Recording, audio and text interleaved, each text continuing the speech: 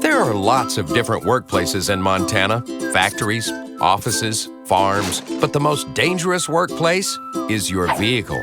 Because driving is a job all on its own. Your mind has to take in speed, conditions, pedestrians, and more. So adding other tasks like making calls or eating can divert your attention from the road and have serious consequences. Today, we're going to cover 3 important aspects of safe driving for work: basic safety, avoiding distractions, and creating safety policies. Let's get started. Lots of Montanans drive for work, even if it's just going across town for a meeting. In all cases, safety matters. Start by looking your vehicle over to make sure everything's in good working order. If your car is a rental or a fleet vehicle that's unfamiliar to you, take a minute and locate the controls for lights, wipers, and cruise control, and adjust the seat and mirrors. Looking good. Now, what next? You're so smart. In Montana, more than half of all fatalities and serious injuries from crashes involve people not buckled in properly. So be sure to buckle up. Here are a few more safety tips. Follow speed limits. Watch for changing conditions. Pull over if you feel drowsy, and never drive under the influence of drugs or alcohol.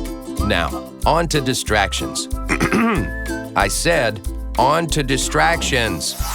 Multitasking may be part of your job, but not when that job includes driving. Any kind of distraction on the road increases your odds of being in a crash by 2, 3, even 9 times. That's because there are 3 basic reaction components to driving that can be affected by distractions: the time it takes you to perceive a situation, the time it takes you to act on that information, and the time it takes for your vehicle to complete the response.